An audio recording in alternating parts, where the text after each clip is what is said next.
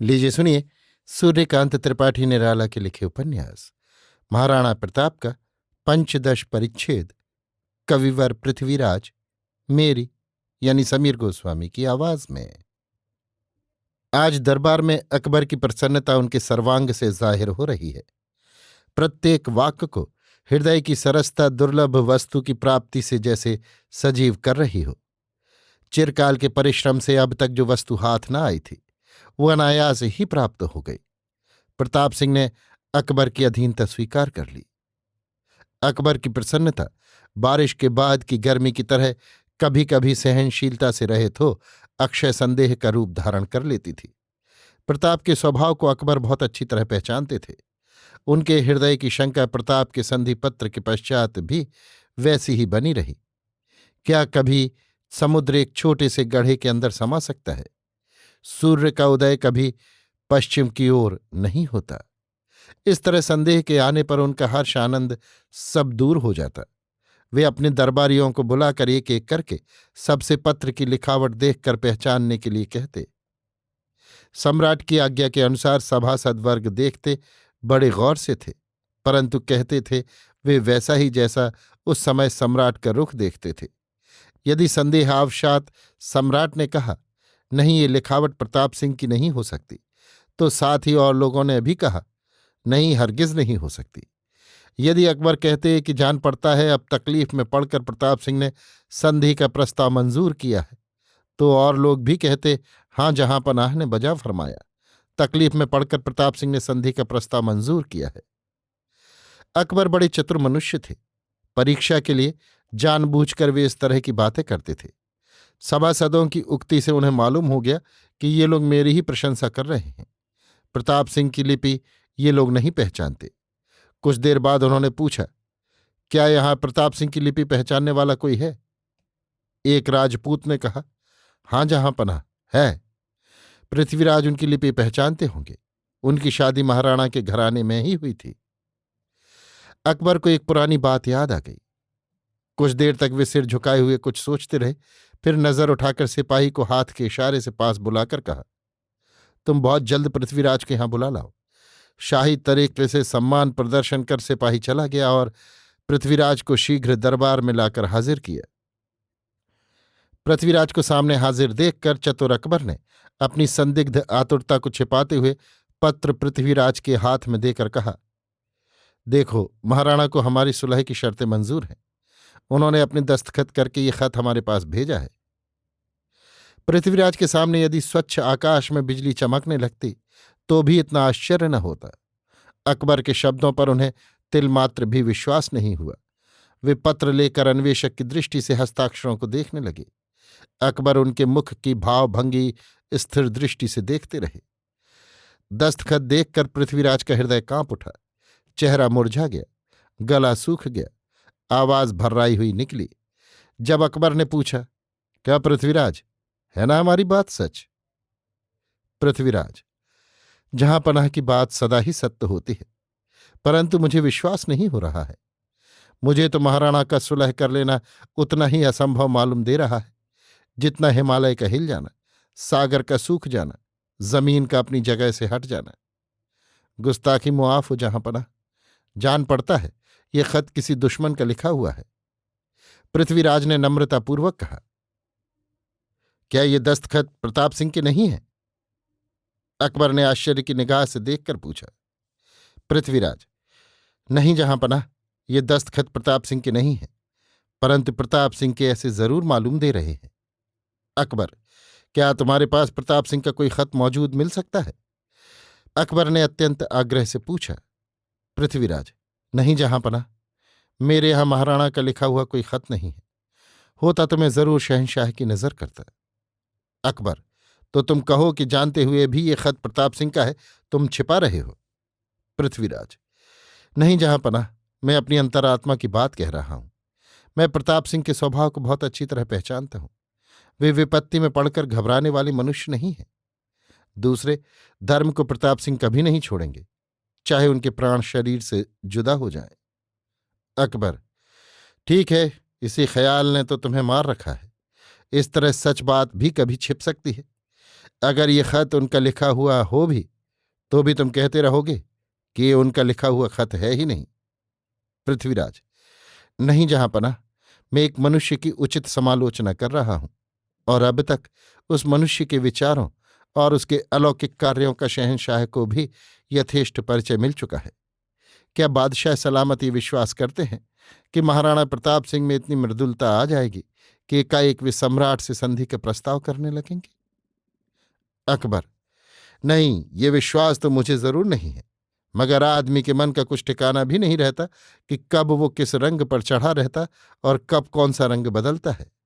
मुमकिन है कि अब उसे अपनी जर जमीन का ख्याल आया हो, और की तरह अब वो भी बादशाह से सुलह करके रहने में अपनी भलाई समझता हो। पृथ्वीराज, कमजोर दिल वालों का ये हाल बादशाह सलामत ने फरमाया।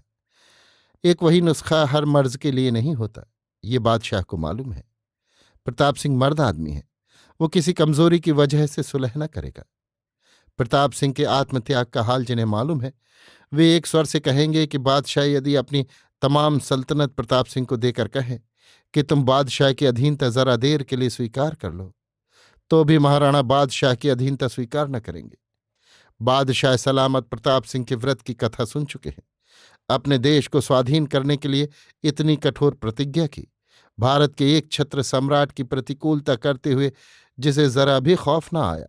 बादशाह के साथ संबंध करने वालों के हाथ का पानी पी लेना भी जो अधर्म में दाखिल समझता है।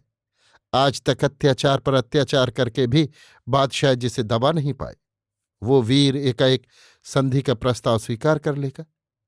ये कैसे किसी समझने वाले को विश्वास होगा? अकबर, हाँ, तुम्हारा कहना बहुत दुरुस्त है, मगर इस खत का पता अभी तुम ही लगाओ कि प्रताप सिंह का लिखा हुआ है या जाली। पृथ्वीराज को अभीप्सित दुर्लभ वस्तु की प्राप्ति हो गई। मन ही मन वे बहुत ही प्रसन्न हुए। बाहर वैसे ही गंभीरता दिखाकर विनयपूर्वक कहा, जहां पनाह की आज्ञा के अनुसार मैं बहुत जल्द इसका पता लगाता हूं। अकबर की प्रसन्नता एक प्रकार की चिंता में परिवर्तित हो गई।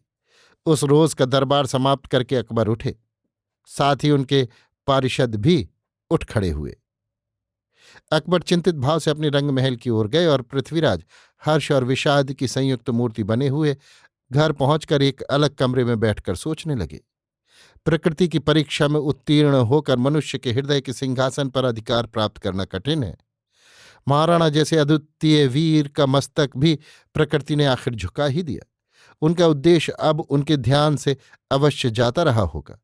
हाय, हिंदुओं में अब तक यही एक नाम लेने के लिए बच रहे थे, सो इनका हृदय भी शत्रुओं की चोटों से जर्जर, शत्रु की भ्रकुटी से दबकर अपना उद्देश्य भूल गया।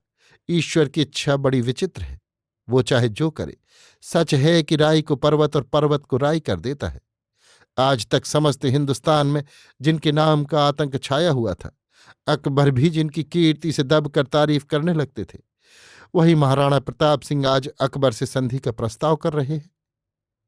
दासी से पृथ्वीराज के एकाएक आकर एकांत में बैठने का हाल सुनकर सुंदरी भी पति के पास पहुंची, परंतु पति को चिंता में डूबे हुए देखकर उसे पूछने का साहस नहीं हुआ। एक ओर चुपचाप खड़ी हो गई। पृथ्वीराज के हृदय में आज अपनी प्रियतमा पत्नी को देखकर भी प्रसन्नता नहीं हुई। वे शून्य दृष्टि से उसे देखकर ही रह गए। इससे सुंदरी के हृदय में शंका उत्पन्न हुई। इस तरह का बर्ताव अपनी जिंदगी में अब तक उसने न देखा था। सदा उसे देखते ही पृथ्वीराज प्रसन्न हो जाते थे, होंठों पर मुस्कुराहट आ जाती थी। उसने पति से पूछा, आज इतनी चिंता किस बात की कर रहे हो? सब कुशल है ना? नहीं, आज एक बहुत बड़ी अनहोनी हो गई। आज आकाश के ऊपर पृथ्वी है, समुद्र सूख गया है और पश्चिम में सूर्य उगा है। पृथ्वीराज ने आवेश में कहा, मेरी समझ में इस तरह की कविता न आएगी। साफ साफ कहो, बड़ी चिंता हो रही है, बात क्या है? सुंदरी ने चिंतित होकर कहा, महाराणा प्रताप ने अकबर के पास संधि के लिए पत्र भेजा है। पृथ्वीराज ने सिर झुकाकर कहा, नहीं, ऐसा हरगिज न होगा, आपको किसी तरह का भ्रम हो गया है। कड़ाई से सुंदरी ने उत्तर दिया, नहीं सुंदरी, मैं ठीक कहता हूं। ये देखो, महाराणा का पत्र मैं साथ ही ले आया हूं। पृथ्वीराज का सुंदरी को पत्र देना। पत्र को बड़े ध्यान से देखकर, ये क्या, ये हस्ताक्षर तो उन्हीं के हैं। सुंदरी ने क्षोभ और दुख से पति की ओर देखकर कहा, मुझे भी बड़ा आश्चर्य हो रहा है। क्यों महाराणा ने संधि का प्रस्ताव किया, कुछ समझ में नहीं आता। अनुमान से ये जान पड़ता है कि उन पर और उनके मेवाड़ पर कोई विशेष विपद पड़ी होगी। पृथ्वीराज ने चिंतायुक्त होकर कहा, कष्ट में पड़कर वे अपने धर्म को छोड़ देंगे, विश्वास भी नहीं होता। तुम्हें पत्र किसने दिया? पृथ्वीराज ने पत्र की पूर्वा पर बातें सुंदरी से कहकर भविष्य के कार्यक्रम के संबंध में सुंदरी से राय देने के लिए पूछा। पृथ्वीराज की तरह उसने भी कहा, मेरी इच्छा नहीं कि संधि हो। मेवाड़ की मर्यादा भूमि साथ हो जाए, ये मुझे किसी तरह भी स्वीकार नहीं। मेरा जी अच्छा नहीं है, मैं जाती हूं। इसके संबंध में ऐसा ही कोई अच्छा प्रबंध करके मुझे बतलाइए कि क्या किया। ये कहकर सुंदरी वहां से चली गई। महाराणा के आदर्शयुत होते ही उनके प्रति उसका पूर्व भाव न रह गया। अपने कुल के सूर्य को आकाश से टूटकर पृथ्वी पर आते देखकर उसके चित्त में एक विचित्र परिवर्तन आ गया। सुंदरी तो चली गई, परंतु पृथ्वीराज उसी तरह उसी कमरे में बैठे रहे। वे कवि थे, और कवि भी वैसे नहीं, सहृदयता की सजीव मूर्ति थे। वे केवल महाराणा प्रताप की बातें सोच रहे थे।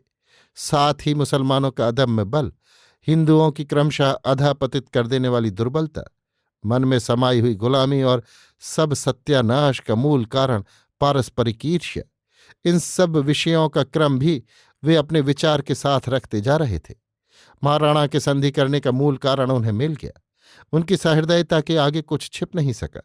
वे समझ गए कि महाराणा को कहीं से किसी प्रकार की भी सहायता नहीं मिली।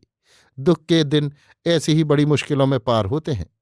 फिर जले पर नमक, उस दुख में जिन लोगों से सहायता की आशा की जाती है, वही यदि विमुख हो जाएं या शत्रुता करने पर तुल जाएं, तो अवश्य ही ये आचरण मनुष्य को अधिक काल तक उसके लक्ष्य पर रहने नहीं देता, और वीरता अकेले होती भी नहीं। संपूर्ण मुगल साम्राज्य के विरोध में अकेले महाराणा कब तक ठहर सकते हैं? जान पड़ता है किसी विशेष मानसिक परिवर्तन के आने पर ही महाराणा ने संधि का प्रस्ताव किया है। वे दुखों में पड़कर घबराने वाले मनुष्य नहीं हैं। इस तरह सोचते हुए पृथ्वीराज बहुत दूर तक चले गए। मन के भीतर की अपनी युक्तिपूर्ण बातों पर उन्हें विश्वास था। महाराणा के मानसिक विकार का कारण बहुत कुछ उनकी समझ में आ गया। फिर सोचने लगे, यदि इस तरह की परिस्थिति में मैं महाराणा को संधि करने के लिए लिखूंगा, तो फिर मुगलों के बीच में हमारा मस्तक कभी भी ऊंचा न होगा। हम सदा के लिए उनके दबैल हो जाएंगे। महाराणा के गिरे हुए मन को इस समय बल देने की आवश्यकता है। अपनी मर्यादा का उन्हें पूरा ख्याल है। वे अवश्य ही अपना मत बदल देंगे। कविश्रेष्ठ पृथ्वीराज के हृदय में तरह तरह की बातों ने एक अद्भुत भावना ला दी। एक स्वर्गीय शक्ति उनकी लेखनी में आ गई, जिससे एक मुर्दा भी उठकर खड़ा हो जाता। कायर के दिल में लड़ने की उमंग पैदा हो जाती। ये कविता महाराणा के पास लिखकर दूत के हाथ भेजी। अकबर समद अथाह सूरापण भरियो सजल, मेवाणो तिणमाह बोयण फूल प्रताप सी। अकबर एक कण बार दागल की सारी दुनी, अड़दागल असवार रहियो राम प्रताप सी। अकबर घोर अंधार उंघाड़ हिंदू अंबर, जागे जुगदातार पोहर राणा प्रताप सी। हिंदू पति प्रताप पत राखी हिंदुवा सारी, सहे विपत संताप सत्य शपथ करी आपणी। चौथी चित्तोड़ाह बांटी वाजंती तणी, माथे मेवड़ाह सोहे राण प्रताप सी। सारभ अकबर शाह अड़ियल आभड़िया नहीं, चंपो चित्तोड़ाह चौरस तड़ी प्रताप सी। पातल खांग प्रमाण सांची सांगा हर घड़ी, लही सदा लगराण अकबर सूं भी अणी। दोहा भई जश अहड़ा जणे, जेहड़ा राण प्रताप। अकबर सू तो ओझ के, जान से राणे सांप। सोरठा राको अकबरियाह तेज तिहारो तुरकणा, नम नमनी सरियाह राणा बिन सहराजवी। सह गावड़िये साथ ये कणबादे बाणिया, राण न मानी नाथ ताणे रावण प्रताप सी। सोया सो संसार असुर पलोले ऊपरे, जागे जगदातार पोहर राण प्रताप सी। घर बाकी दिन पाधरा मर्दन मुँह के माड़, घड़े नरिंदा घेरियां रहे गिरिंदा राण। हिंदी के सुप्रसिद्ध कवि बाबू मैथिली शरण गुप्त की मर्म स्पर्शनी कविता नीचे पाठकों के सुरुचि संपादनार्थ दी जाती है। स्वस्ति श्री स्वाभिमानी कुल कमल तथा हिंदुआ सूर्य सिद्ध। शूरों में सिंह सुश्री सुचि रुचि सुकृति श्री प्रताप प्रसिद्ध। लज्जाधारी हमारे कुशलयुत रहे आप सद्धर्म धाम। श्री पृथ्वीराज का हो विदित विजय से प्रेम पूर्ण प्रणाम। मैं कैसा हो रहा हूं इस अवसर में घोर आश्चर्यलीन। देखा है आज मैंने अचल चल हुआ सिंधु संस्था विहीन। देखा है क्या कहूँ मैं निपर्तित नभ से इंद्र का आज छत्र। देखा है और भी हाँ अकबर कर में आपका संधि पत्र। आशा की दृष्टि से वे पितरगण किसे स्वर्ग से देखते हैं। सच्ची वंश प्रतिष्ठा क्षितिज पर अपनी वे कहाँ लेखते हैं। मर्यादा पूर्वजों की अब तक हम में दृष्टि आती कहाँ है। होती है व्योम वाणी वो गुण गरिमा आप ही में यहाँ है। खो के स्वाधीनता को अब हम सब हैं नाम ही के नरेश। ऊंचा है आपसे ही इस समय अहो देश का शीर्ष देश। जाते हैं क्या झुकाने अब उस सिर को आप भी हो हताश। सारी राष्ट्रीयता शिव शिव फिर तो हो चुका सर्वनाश। हाँ निस्संदेह देगा अकबर इससे आपको मानदान। खोते हैं आप कैसे उस पर अपना उच्च धर्माभिमान। छोड़ो स्वाधीनता को मृगपति वन में दुख होता बड़ा है। लोहे के पिंजड़े में तुम मत रहना स्वर्ण का पिंजड़ा है।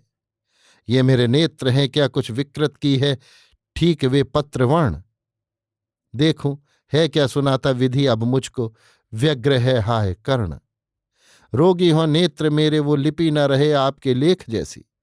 हो जाऊं देव चाहे वधिर पर सुनूं बात कोई न वैसी। बाधाएं आपको हैं बहुविध वन में मैं इसे मानता हूं। शाही सेना सदा ही अनुपद रहती सो भी जानता हूं। तो भी स्वाधीनता ही विदित कर रही आपको कीर्तिशाली। हो चाहे वित्त बाली पर उचित नहीं दीनता चित्त वाली। आए थे याद है क्या जिस समय वहां मान सम्मान पाके। खाने को थे न बैठे मिसकर उनके साथ में आप आके। वे ही ऐसी दशा में हंसकर कही आपसे क्या कहेंगे। अच्छी है ये व्यथाएं पर वो हंसना आप कैसे सहेंगे। है जो आपत्ति आगे वो अटल नहीं शीघ्र ही नष्ट होगी। कीर्ति श्री आपकी यों प्रलय तक सदा और सुस्पष्ट होगी। घेरे क्या व्योम में है अविरत रहती सोम को मेघमाला। होता है अंत में क्या वो प्रकट नहीं और भी कांति वाला। है सच्ची धीरता का समय बस यही है महाधैर्यशाली। क्या विधु द्वहनी का भी कुछ कर सकती वृष्टिधारा प्रणाली। हो भी तो आपदाएं अधिक अशुभ हैं क्या पराधीनता से। वृक्षों जैसा झुकेगा अनिल निकट क्या शैल भी दीनता से। ऊंचे हैं और हिंदू अकबर तम की है महाराजधानी। देखी है आप में ही सहज सजगता है स्वाधर्माभिमानी। सोता है देश सारा यवन निरपति का ओढ़ के एक वस्त्र। ऐसे में दे रहे हैं जग कर पहरा आप ही सिद्ध शस्त्र। डूबे हैं वीर सारे अकबर बल का सिंधु ऐसा गंभीर। रखे हैं नीर नीचे कमल सम वहां आप ही एक धीर। फूलों सा चूस डाला अकबर आली ने देश है ठौर ठौर। चंपा सी लाज रखी अविकृत अपनी धन्य मेवाड़ मोर। सारे राजा झुके हैं जब अकबर तेज आगे सभीत। ऊंचा ग्रीवा किए हैं सतत तब वहां आप ही हे विनीत। आर्यों का मान रखा दुख सहकर है प्रतिज्ञा ना टाली। पाया है आपने ही विदित भुवन में नाम आर्याशुमाली। गाते हैं आप ही का सुयश कवि कृति छोड़ के और गाना। वीरों की वीरता को सुवर मिल गया चेत का रूढ़ राना। है जैसा प्रताप प्रिय सुत जन तू तो तुझे धन्य माने। सोता भी चौंकता है अकबर जिससे सांप ज्यों हो सिराने। राना ऐसा लिखेंगे ये अघटित है कि किसी ने हंसी है। मानी है एक ही वे बस नस नस में धीरता ही धसी है। यों ही मैंने सभा में कुछ अकबर की वृत्ति है आज फेरी। रखो चाहे न रखो अब सब विध है आपको लाज मेरी। हो लक्ष्य भ्रष्ट चाहे कुछ पर अब भी तीर है हाथ ही में। होगा हे वीर पीछे विफल संभलना सोचिए आप जी में। आत्मा से पूछ लीजिए कि इस विषय में आपका धर्म क्या है। होने से मर्म पीड़ा समझ न पड़ता कर्म दुष्कर्म क्या है। क्या पश्चाताप पीछे न इस विषय में आप ही आप होगा। मेरी तो धारणा है कि इस समय भी आपको ताप होगा। क्या मेरी धारणा को कह निज मुख से आप सच्चा करेंगे, या पक्के स्वर्ण को भी सचमुच अब से ताप कच्चा करेंगे? जो हो ऐसा न हो जो हंसकर मन में मान आनंद पावे। जीना है क्या सदा को, फिर अपयश की ओर क्यों आप जावें? पृथ्वी में हो रहा है सिर पर सबके मृत्यु का नृत्य नित्य। क्या जाने ताल टूटे किस पर उसकी, कीजिए कीर्ति कृत्य। हे राजन, आपको क्या ये विदित नहीं आप हैं कौन व्यक्ति? होने दीजिए न हा हा शुचितर अपने चित्त में यो विरक्ति। आर्यों को प्राप्त होगी स्मरण कर सदा आपको आत्मशक्ति। रखेंगे आप में वे सतत हृदय से देव की भांति भक्ति। शूरों के आप स्वामी यदि अकबर की वश्यता आन लेंगे, तो दाता दान देना तज कर उल्टा आप ही दान लेंगे। सोवेंगे आप भी क्या इस अशुभमयी घोर काली निशा में? होगा क्या अंशुमालि समुदित अब से अस्त वाली दिशा में? दो बातें पूछता हूं अब अधिक नहीं, ये प्रतापी प्रताप। आज्ञा हो क्या कहेंगे अब अकबर को, तुर्क या शाह आप? आज्ञा दीजिए मुझे जो उचित समझिए, प्रार्थना है प्रकाश। मूछें ऊंची करूं या सिर पर पटकू, हाथ होके हताश। पत्र लिखा गया। पृथ्वीराज ने कई बार उसे आदि से अंत तक पढ़ा। हृदय को पत्र के भाव और भाषा की उच्चता पर विश्वास हो गया। पत्र पढ़कर वे फिर चिंतित से हो गए। वे सोचने लगे कि ये पत्र महाराणा के पास किसके हाथ भेजा जाए। अकबर को अगर इस पत्र का भेद मालूम हो जाए कि इसमें कुछ का कुछ लिखा गया है, तो निसंदेह एक बड़ा अनर्थ होगा। बहुत संभव है कि वो मेरी जान लेकर ही रहें। इस तरह सोचते हुए पृथ्वीराज को उस दूत की बात याद आ गई जो महाराणा का पत्र लेकर आया था, और जौहर दरबार में पृथ्वीराज की अकबर से बहस होने पर कैद कर लिया गया था। अकबर की कैद से महाराणा के उस दूत को छुड़ाने की जबरदस्त फिक्र पृथ्वीराज को पैदा हो गई। इससे उनका कार्य भी अच्छी तरह सध सकता था। वो दूत पृथ्वीराज का पत्र लेकर बिना किसी रोक टोक के महाराणा को सुपुर्द कर देगा, इसलिए उसकी मुक्ति कई दृष्टियों से आवश्यक है। ये सोचकर पृथ्वीराज ने अपने एक नौकर को बुलाकर बहुत सा धन रत्न देकर कहा, पहले फाटक में एक राजपूत कैद करके सिपाहियों की निगरानी में रखा गया है। ये जवाहरात सिपाहियों की भेंट करना और कहना है कि उस राजपूत को बहुत जल्द छोड़ दें। नौकर शाही किले की तरफ गया और पृथ्वीराज अपनी कविता लेकर सुंदरी के कमरे में गए। सुंदरी ने भीतर से दरवाजा बंद कर लिया था। बांदियों ने कहा, जब से आपके कमरे में आई हैं, न जाने इन्हें क्या हो गया है। न किसी से बोलती हैं, न किसी को अपने पास जाने देती हैं। अब सरकार आए हैं, सरकार ही देखें कि कौन सी बीमारी हो गई है। एक दूसरी बांदी ने कमरे में दरवाजे के पास जाकर आवाज दी और कहा, सरकार आए हैं, भीतर आना चाहते हैं। सुंदरी ने दरवाजा खोल दिया। पृथ्वीराज भीतर चले गए। सुंदरी की आंखें फूले हुए पलाश की तरह सुर्ख हो रही थीं। पृथ्वीराज ने देखा तकिया, चादर, सिरहाने की तरफ का तमाम बिस्तरा आंसुओं से तर हो गया है, परंतु उन्होंने कुछ कहा नहीं। वे समझ गए कि महाराणा की संधि करने की बात सुनकर सुंदरी को इतना हार्दिक दुख हुआ है। वे जानते थे महाराणा के वंश की ये युवती अपनी मर्यादा का पूरा विचार रखती है। शाही बेखमों के सामने इसने कभी भी आंख नीची नहीं की। पृथ्वीराज ने बड़े प्यार से उसके हाथ में वो कागज जिसमें उन्होंने महाराणा को कविता लिखी थी रख दिया और कहा, इसे पढ़ो, तुम्हारे ताऊ को हमने चिट्ठी लिखी है। सुंदरी ने कुछ न कहा, चिट्ठी ले ली और चुपचाप पढ़ने लगी। पढ़कर उसके हृदय को एक प्रकार का स्वर्गीय आनंद मिला। उसका दुख एक प्रकार के जोश में बदल गया। गर्व की दृष्टि से अपने पति को उसने एक बार देखा। कहा, हाँ, ये भाषा आपके योग्य ही हुई है। मुझे विश्वास है पत्र का महाराणा उचित मूल्य देंगे और आपकी स्वर्गीय प्रतिभा का समुचित आदर भी करेंगे। बांदी ने पृथ्वीराज को किसी के बाहर आकर पुकारने की खबर दी। पृथ्वीराज कमरे से बाहर आए। उनका नौकर और महाराणा का वो दूत बाहर खड़ा था। दूत की मुक्ति से पृथ्वीराज को बड़ा हर्ष हुआ। उन्होंने उसे गले लगा, उसके कष्टों के लिए सहानुभूति सूचक शब्दों से उसे यथेष्ट संतोष प्रदान कर अंत में महाराणा की सेवा में लिखा गया अपना पत्र देकर महाराणा से अपना प्रणाम कह देने के लिए कहा। पृथ्वीराज की सहृदयता को देखकर दूत मुग्ध हो गया। उसे दिल्ली में एक राजपूत के प्रति सहानुभूति रखने वाला कोई दूसरा राजपूत अब तक न मिला था। तब तक पृथ्वीराज ने अपने नौकर को अस्तबल से एक तेज घोड़ा कसकर शीघ्र ले आने की आज्ञा दी और खुद घर में यथेष्ट धन रत्न दूत के राह खर्च के लिए लेने गए। बात की बात में एक अच्छा घोड़ा कसा हुआ दरवाजे पर साइस ले आया और पृथ्वीराज भी यथेष्ट धन लेकर घर से बाहर निकले। दूत को वो सब धन रत्न देकर बड़े आदर से उन्होंने विदा किया। बार बार महाराणा को प्रणाम कहने के लिए कहा और कुछ दूर तक छोड़ने भी गए। अंत में मुगलों की चालबाजी से बचे रहने के लिए कई प्रकार के उपदेश दे दूत को विदा किया। अभी आप सुन रहे थे सूर्यकांत त्रिपाठी निराला के लिखे उपन्यास महाराणा प्रताप का पंचदश परिच्छेद कविवर पृथ्वीराज मेरी यानी समीर गोस्वामी की आवाज में।